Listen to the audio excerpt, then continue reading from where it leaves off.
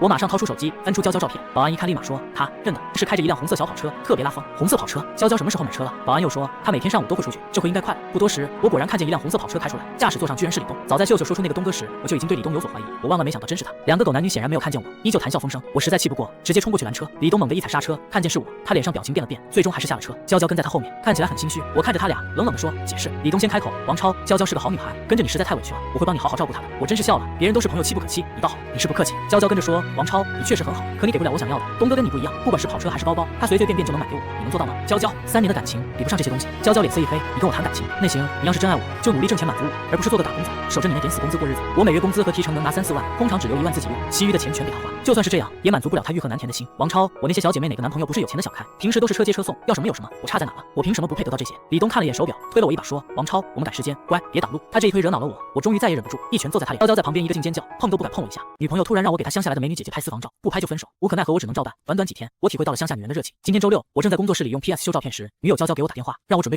等会帮她姐姐拍一组私房照。这是娇娇先前提过几次，我都拒绝了，没想到她直接把人从乡下叫了过来。我觉得头有点大，拒绝的话说了一套又一套，诸如我好多年没拍了，手生不想拍。结果娇娇一句不想拍又不是不会拍给我堵回来了。从她打完电话到现在，我一点修照片的心情也没了，坐着抽了好几根烟。当年还在上大学时，我确实给别人拍过几套私房照，可当时我是为了挣点生活费。自从毕业之后，我再也没碰过这玩意。正当我心烦气躁的时候，门被敲响了，我过去开了门。超哥，娇娇扑进我怀里，可爱娇软的身体多少安抚了我烦躁的心情。我顺手搂住她，这才注意到她身后跟着的女孩。她穿着一身简单的 T 恤牛仔裤，个头很高，模样跟娇娇有几分相似，但气质更为温婉，羞怯的低着头，一言不发。我本以为娇娇的姐姐一直在乡下务农，必然长得敦厚黝黑，可令我没想到的是，她长得白白净净，一点也不像农村来的。娇娇介绍道：“超哥，这是我姐姐秀秀。”我冲秀秀点点头，那先进来吧。娇娇一进屋就将带来的行李箱打开，拿出一套水手服递给秀秀：“姐，你先去换上。”秀秀乖乖去更衣间换衣服了。趁着这个机会，我教训娇娇，这次就算了，下次不许先斩后奏。娇娇挽住我的胳膊撒娇：“知道了，你放心吧，我就这一个姐姐，不会再有下次了。”我笑着刮了刮她的鼻尖。娇娇就是这样，人如其名，极会撒娇，但不得不说，我确实就是这头。很快，秀秀换了衣服出来，穿着水手服的模样让我呼吸一滞。衣服尺寸稍显修身，衬得她身形窈窕。天蓝色的水手裙下露出一双修长匀称的大长腿。乡下营养有这么好吗？不过我没有多说，直接开机让她就问。秀秀大概是首次面对镜头，被几盏灼热的聚光灯一烤，显得很是局促。我安慰她放松点，随便摆几个姿势就行。秀秀抿唇看着我，脸上挂着2团羞涩的红晕，挪动身子摆了个姿势。她回眸看向我，这样可以吗？这个姿势简直要把我鼻血勾出来了。只见她背对着我，从侧身的角度来看，身形线条柔和又优美。偏偏她梳着一对朴实的不行的麻花辫，回眸露出一点俏皮的舌尖，表情单纯又无辜，用现在网上流行的话叫做纯欲天花板。我深呼吸一口气，按捺下心里乱糟糟的情绪，草草给她拍了一组照片后，让她去换衣服。这时我才注意到工作室里只剩下我跟秀秀2个人，娇娇不见了，就我跟秀秀独处有点不合适，于是我打电话给娇娇，然而她手机却是忙线，难不成是出去打电话了？我拉开大门看了一眼，走廊里空空荡荡，身后传来秀秀的声音：“超哥，我换好了。”我扭头一看，愣住了。她上身穿着纯白色的棉质衬衣，领口微微松开，露出一点精致的锁骨。她的脸跟娇娇实在相像，偏偏身形比娇娇更舒展大气，简直就像个气质升级版的女朋友。我看得愣神，秀秀却跑过来紧张地说：“超哥，你没事吧？怎么突然流鼻血了？”我这才意识到鼻子底下热热的，用手一抹，全是血。我赶紧抓了几张纸把脸上的血擦干净，简直是太丢人了。秀秀却浑然不知，叠了张纸巾帮我塞进鼻孔里。她身上好闻的草木清香直冲进我的鼻腔，我还沉浸在她的气味中。她突然扶着我的肩膀，把我往卫生间里推。我脑海中警铃大作，紧张地说：“你，别乱来啊！”她的手心十分灼热，仿佛能把我的皮肤烫个窟窿。却只见她拧开水龙头，沾湿了双手后，面对着我：“超哥，麻烦你把头低下来。”鬼使神差的，我低下了头，脖子后面传来冰凉的触感，她柔软的小手不断轻拍。她边拍边说：“我干农活的时候，偶尔流鼻血，阿妈就是这样给我处理的，很管用的。”我这才知道自己真是想多了，人家只是想帮我而已。这方法确实管用，鼻子里的血真的止住了。谢谢。我扭头与她道谢，却发现她领口处沾了点水渍，显色布料显得有些透亮。我感觉鼻子又有血崩的趋势，赶紧往外走，出来拍完吧。秀秀乖乖的跟在我后面出来，等拍完这套后，她又去换了一身衣服，这套让我彻底不淡定，竟是一件设计简约的浅色吊带睡裙。我实在忍不了了，到底是什么情况？怎么她带来的衣服风格一套比一套清新，却又衬得人气质出众？我赶紧打娇娇电话，想要问个清楚，然而她的电话却关机了。我感觉不对，立马出门去找她。电梯很快到达1楼，门一开，老远就看见门口站满了保安，正想出去，保安们将我拦住了。你不能出去，19楼出现了阳性，现在整个小区都要隔离。我愣住了，那也就意味着我不仅没法出去找娇娇，还要跟秀秀独处一室。我顿时觉得有点头大，赶紧说：“大哥，我就出去一会，我女朋友就在咱小区里，我找到她马上就回来。”我义正言辞的保证，然而保安们非常敬业，任何人都不许出去，你回去吧。我还是不想放弃，好声好气的说：“保安大哥们，我就在小区里找找，绝对不出去，一定马上回来。”说着，我掏出一包华子，给他们每人都散了一根。这么着，几位保安好不容易才被我说动了，让开一道缝隙说：“那你可得马上回来，出了事我们要丢工作的。”是，我态度极好，出了门便在小区里疯狂寻找起来，找了几圈，就连地下停车场里我都找过了，完全没有娇娇的身影。我继续给他打电话，依旧是关机。我俩的交友圈没有交集，一时间我竟不知道能找谁。蹲在花坛上抽了7、8根烟，我只能放弃找他的念头，郁闷的回了工作室。站到工作室门口，我愣了愣，秀秀已经将整个工作室里收拾一清，茶几上摆上了饮料和水果。我是个糙老爷们，平时根本不会弄这些，而娇娇向来娇生惯养，也没做过这些事。见我回来，秀秀迎过来说：“超哥，娇娇呢？”一提到我就心烦，没好气的说：“你当姐姐的居然不知道？”秀秀尴尬的挠挠头说：“是我不对，那我出去找她。”她转身就要走，我赶紧一把抓住她的手：“别去了，咱小区隔离了。”秀秀有点呆住了，看看我俩相交的手，脸上绯红一片。我咳嗽一声，将她的手松开：“你别瞎跑。”她咬着嘴唇说：“那怎么办呀？”我给她打电话，说着，她掏出手机打给娇娇，但也是关机。她沮丧的坐在沙发上，像个做错事的孩子，这副样子我反而没脾气了。气了，我不应该乱发脾气殃及无辜，心里升起一层愧意。我问你有带衣服吗？你得在这里跟我隔离14天啊！秀秀愣住了，但很快脸色又红起来。我穿来的那身衣服就行。我点点头，气氛有点尴尬起来。半晌，他小心翼翼地说：“你饿了吗？我做饭给你吃吧。肚子确实有点饿了，从中午到现在我都没吃什么东西。”我点点头，指了指厨房说：“冰箱里有菜，你看着做。我经常住在工作室里，这里就相当于我半个家，所以我都会准备点蔬菜、泡面之类囤放着。”秀秀挽了挽头发，起身去做饭了。工作台上烟灰缸已经被清理过，桌面上乱七八糟的废纸也不见了，地面拖得锃亮，干净到都能反光了。说实话，有个勤快的人帮着收拾打扫卫生，感觉确实不错。看着秀秀在厨房里忙碌的背影，我不禁对她生出几分好感。秀秀手脚特别麻利，没多久就端上了2菜1汤，卖相不错。我食欲大开，很快就将2道菜一扫而空，连汤也喝得见底。秀秀吃的不多，一直给我夹菜舀汤，贴心照顾我的感觉，真是1等1的贤惠。晚上，我把休息室的床让给秀秀，自己睡在外面的沙发上。躺下没多久，窗外漆黑的夜空中掠过一道闪电，紧接着轰隆一声，响起震耳欲聋的雷声。饶是我这种从来不怕打雷的大男人，都被声音震得哆嗦了一下。还没等我回过神，里间的门突然打开，秀秀跑出来冲进我怀里，我有点懵啊。她紧紧抱着我，身上沐浴乳的清香萦绕在我的鼻侧，她蜷缩在我怀里瑟瑟发抖，显然是吓坏了。窗外又传来一声巨雷，她哆嗦着尖叫一声，在我胸口蹭来蹭去，看样子她是怕打雷。于是我轻拍着她的后背安抚她，没事没事，别怕。雷声又响了几次，每次她都会抱得越发用力，紧到恨不得躲进我身体里。我一个血气方刚的年轻小伙子，被这么抱着拱来拱去，实在有点上头。不过即使有冲动，我还是忍住了，我再怎么禽兽，也不会对女友的姐姐下手。好久，外面的雷声终于停了下来，瓢泼大雨砸在玻璃窗上。秀秀终于松开我，看着我身上凌乱的衣服，她似乎意识到刚才的姿势有点暧昧。对不起，我从小就怕打雷，我不是故意的。看着她红透的小脸，我轻咳2声，没事，能理解。我开了壁灯，才发现秀秀居然穿着那件浅色吊带睡裙，灯光昏黄，显得气氛更加暧昧了。秀秀抱着双膝，微微侧过身想缓解尴尬。她解释道：“我那身衣服洗了，只好穿这个睡觉，别的几套都有点紧，只有这套宽松点。”我当然知道她指的是哪里紧，虽然这身睡裙也只是刚好合身而已。我努力不看她，你要是没衣服穿，可以穿我的，我的 T 恤都很宽松啊。不用了不用了，我平时睡觉不会乱跑的，你别担心。我望了眼她身后的房门，那你回去吧。秀秀却嗫嚅着说：“今晚我可以跟你一起睡吗？我怕待会还会打雷。”她像只柔弱的小兔子，看她这么可怜的份上，我说：“那好吧，你睡沙发上，我打地铺。”不用，她一把拉住我的手，我占不了多少位置，就这么睡。想想那幅画面我就不寒而栗，长夜漫漫，这考验也太艰巨了。我不想对不起女朋友。不等她再开口，我从里间将床垫子搬出来垫在地上，睡吧。不等秀秀再说什么，我背对着她闭上眼睛。第二天早上醒来，我发现秀秀像只八爪鱼似的缠着我，腿不小心搭在了我腰间，而她的小脸就贴在我耳边，嘴唇微张着。她紧紧搂住我的脖子蹭了蹭，轻哼了一声。我本来就有些生理反应，被她这么一刺激，差点控制不住，我赶紧将她一把推开，冲进了卫生间，冲了半天冷水，才终于将那股燥热给压了下去。等我从卫生间里走出去，就看见秀秀坐在沙发上，满脸抱歉地看着我。超哥，实在对不起，我也不知道怎么就从沙发上滚下来了。没事，我目不斜视地走过去，随口说把衣服换了，你去我衣柜里找就行。秀秀明显愣了一下，但还是乖乖去换了身衣服。超哥，这身可以吗？她穿着我的白衬衫，长度堪到大腿中部，领口系得松松的，露出一点锁骨，衬得她脖梗线条格外好看。这身打扮简约却又透着别样的清爽，反而比刻意的装扮更让人觉得心动。我突然发现秀秀在穿搭上很有天赋，每套都能刚好凸显出她的气质。超哥，我去做饭了。她似乎很开心，蹦跶着进了厨房。我深呼吸了一口气，要是再这么待下去，我非得心神不宁不可。趁着饭还没好，我将秀秀的照片都导进电脑里，开始修图。修了几张，娇娇终于来了电话。她好像刚刚运动过，说话间带着轻喘。超哥，照片拍好了吗？我有点恼，现在倒是关心进度了。昨天怎么一声不吭就跑了？我没好气地问，你昨天去哪了？找都找不到，电话还关机啊！娇娇突然尖叫一声，声音特别奇怪，断断续续地说，我朋友出车祸了，我在医院照顾他，忘了跟你说了。原来是这样，我的恼怒消散了几分，但还是不舒服，一整晚都没个消息，知不知道我很担心你？娇娇说，哎呀，人家走得匆忙，没带手机充电器嘛，你就原谅我吧。她言辞恳切，我也没再怪她。我把隔离的事说了一下，原以为她作为女友多少会有点醋意，谁知道她笑着说，那就拜托你收留一下我姐姐了，放心，她什么都会做，一定会将你伺候得舒舒服服。伺候这2个字听起来实在是怪怪的。我正准备说话，娇娇又奇怪地啊了一声，已经是第2声了，这声音我熟，是她在亲密时才会发出的声音。我觉得不对劲，于是说打视频电话吧，我想看看。娇娇顿时紧张起来，那个我在外面呢，不方便开视频，你等我晚上回去。说完她就挂了。我火大起来，将电话拨回去，她又关机了。娇娇在干嘛？我急得就像是热锅上的蚂蚁，拿了车钥匙就冲出门。然而令我没想到的是，电梯都停了。我从8楼走楼梯下去，到了门口，发现大门锁上了。我敲了敲门，没人回应，外面烈日当空，却一个人影都没有。秀秀也跟着下来了，她在我身后说，超哥，娇娇找你。我狐疑的转过头，就见她举着手机，娇娇的小脸出现在屏幕中。超哥，刚才手机没电了。她满脸潮红，鬓角都被汗湿了，嘴唇嫣红微肿，看起来状态很不对劲。我冷冷的说，你刚才干嘛了？娇娇说，刚才在健身呢，品牌方那边说我有点偏胖，让我减肥。是吗？不是在医院吗？怎么又健身了？那让我看看健身房。她这副样子我简直太熟悉了，绝对不可能是健身。超哥，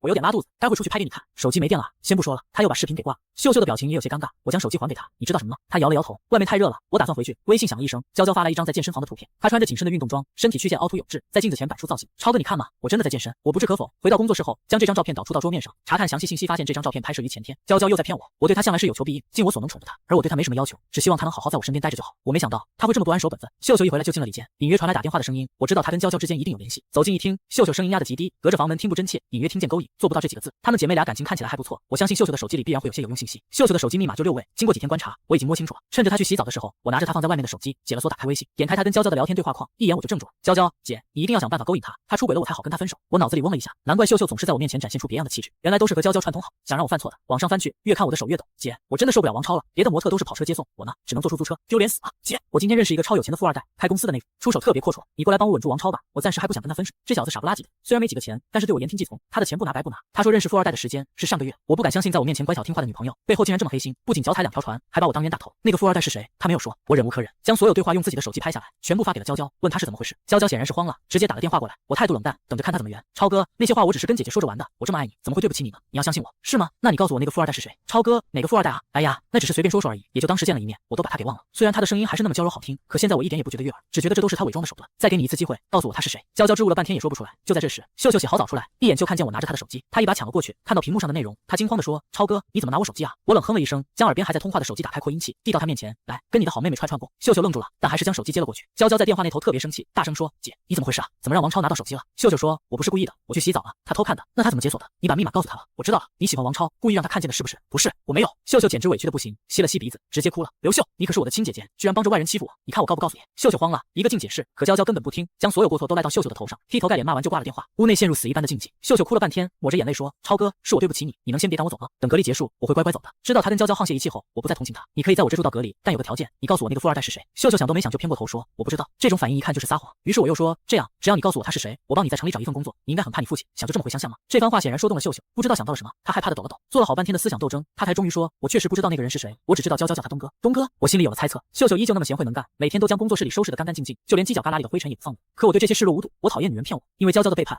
我一点工作的心思也没有，烦躁的坐在阳台上抽烟。这时手机响了，是我的老板李东。听说你小子最近和大姨子隔离在一起，怎么样？姐姐的滋味如何？我没心思跟他开玩笑，只说不知道，无事发生。哎，你就是不知道享受。要换了我，孤男寡女共处一室，肯定要好好相处解解闷。隔离多无聊，还不赶紧找点乐子。我不想跟他聊这些，岔开话题。昨天我已经把客户视频发过去了，客户打款了吗？嗨，这个你就别操心了，少不了你的提成。我笑了，项目款通常都是他拿大头，我只能吃点零头，有什么好惦记的？隔离结束，我让秀秀收拾了行李，关上了工作室的大门。秀秀又哭了，看着我欲言又止。我不想跟他多说什么，我现在只有一个念头，找到娇娇。可是他多半不会再住我那，我不知道要去哪里找他。秀秀扯了扯我的衣角，小声说：“超哥，要是我告诉你娇娇在哪，你可不可以收留我一阵子？我爹只宠娇娇，回去他会打死我。”他告诉了我一个地址，我驱车赶过去。到地方是个高档小区，随便不让人进。我跟保安聊了半天，搭了2包华子，保安才终于松了口，说可以帮我认认。我马上掏出手机，翻出娇娇照片，保安一看立马说：“她认得，长得可漂亮了，身材又好，平时开着一辆红色小跑车，特别拉风。红色跑车，娇娇什么时候买车了？”保安又说：“她每天上午都会出去，这回应该快了。”不多时，我果然看见一辆红色跑车开出来，驾驶座上居然是李东。早在秀秀说出那个东哥时，我就已经对李东有所怀疑，我万万没想到真是他。2个狗男女显然没有看见我，依旧谈笑风生。我实在气不过，直接冲过去拦车。李东猛地一踩刹车，看见是我，他脸上表情变了变，最终还是下了车。娇娇跟在他后面，看起来很心虚。我看着他俩，冷冷地说：“解释。”李东先开口：“王超，娇娇是个好女孩，跟着你实在太委屈了，我会帮你好好照顾她的。”我真是笑了，别人都是朋友，妻不可欺，你倒好，你是不客气。娇娇跟着说：“王超，你确实很好，可你给不了我想要的。东哥跟你不一样，不管是跑车还是包包，他随随便便就能买给我，你能做到吗？”娇娇，3年的感情比不上这些东西。娇娇脸色一黑：“你跟我谈感情？那行，你要是真爱我，就努力挣钱满足我，而不是做个打工仔，守着你那点死工资过日子。我每月工资和提成能拿3、4万，通常只留1万自己用，其余的钱全给他花。就算是这样，也满足不了他欲壑难填的心。王超，我那些小姐妹哪个男朋友不是有钱的小开，平时都是车接车送，要什么有什么，我差在哪了？我凭什么不配得到这些？”李东看了眼手表，推了我一把说：“王超，我们赶时间，乖，别挡路。”他这一推惹恼了我，我终于再也忍不住，一拳揍在他脸。娇娇在旁边一个劲尖叫，碰都不敢碰我一下。打完人，我撂下狠话：“你们这对狗男女，别后悔。”既然揍了李东，我不可能再留在公司给他当牛做马。于是我回到公司，收拾好自己的东西回了工作室。我有技术，只是缺一点启动资金，但我可以从小活干起，慢慢来。以前很多客户都是我联系的，李东多数时候就是个甩手掌柜，清闲的躺着收钱。我在电话簿里翻了翻，凭着印象找出几个跟李东已经闹掰的客户。李东要价高，这些人多半都是因为跟价格谈不拢才放弃合作。我没那么贪心，酬劳我可以只收他的1半，甚至更低。打电话过去挨个谈了谈，很快就敲定一个，我舒了口气，算是一个好的开始。李东消息很灵通，立马给我发消息：“王超，你竟然敢抢我的生意，胆子还真是肥了。拉活个凭本事，要不是他贪心不足，也轮不到我捡漏。”我冷笑一声，没有回话。回到工作室门口，没想到秀秀还没走，她抱着包蹲在门口，见我一来就赶紧站起来。我不耐烦地说：“为什么还没走？东西没拿？”“不是的。”秀秀支吾着说：“超哥，我不想回去，我可不可以在这给你当保姆？我可以打扫卫生，给你做饭，我不要工资，只要你给我口饭吃就行。”“不行！”我断然拒绝。她可是娇娇的姐姐，我不会把这种隐患留在身边。秀秀哭着说：“超哥，求你了，其实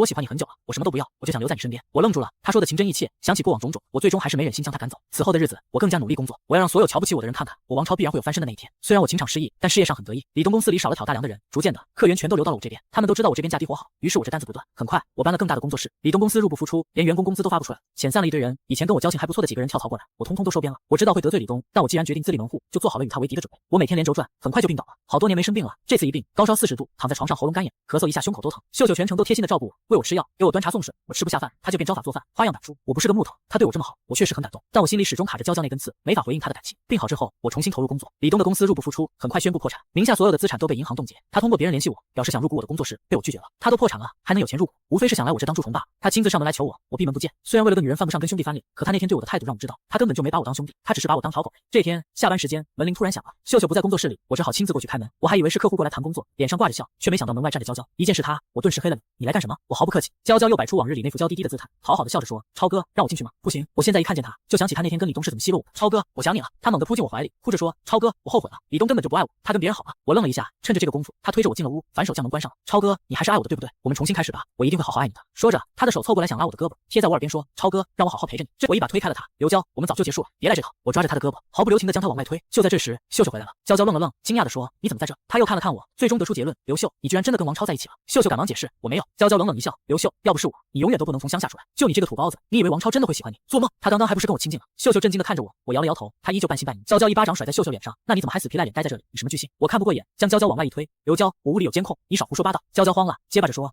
怎么可能？怎么不可能？你以为我还是当初的王超？现在我的工作室已经上了规模，上门来谈合作的顾客络绎不绝。保险起见，我早就装了摄像头，却没想到今天会用在娇娇身上。娇娇见我态度这么强硬，将怒火对准了秀秀。刘秀，你真是个贱人，你居然抢妹妹的男朋友，你还要不要脸？我将秀秀护在身后，秀秀捂着脸说，我没有抢，是你自己不要的。我把秀秀拽进了门，砰的一下子甩上门，把娇娇给关在了外面。秀秀哭着说，对不起超哥，我知道你不喜欢我，我只是为了赌气才这么说的。我抽了纸巾递给他，我知道。娇娇还在外面拍门，我烦不胜烦，将监控录像调出来，直接发到朋友圈，并且连名带姓好好介绍了一下娇娇的身份。我冷静地收了手机，从冰箱里拿了冰块给秀秀敷脸。这个娇娇下手也太狠了。秀秀疼得一抽一抽的，委屈巴巴地说，超哥，你是不是要赶我走了？我有点奇怪地看着他，为什么？因为我是娇娇的姐姐，那又怎样？我不以为然，去做晚饭。后来我才知道，娇娇来找我的那天还没有跟李东分手。我的视频发在朋友圈之后，李东勃然大怒，跟娇娇吵了一架。李东有录私密视频的习惯，出去之后便将娇娇的相关视频都放到了网上，一夜之间娇娇就出名了。只不过方式太过惨烈，视频影响太大，她被模特公司开除，并且面临高额的赔偿金。娇娇在城里又没脸再待下去，只好回了乡下。她还不上债，于是成为了欠钱不还的老赖，被限制出行以及消费。李东父亲的公司经营上也出了问题，现在李东连啃老都没有机会，于是他去应聘摄影师的工作。然而以他的三脚猫功夫，根本就没人愿意招他。年迈的母亲捡破烂供养他。而我在1年后迎娶贤惠的秀秀进门，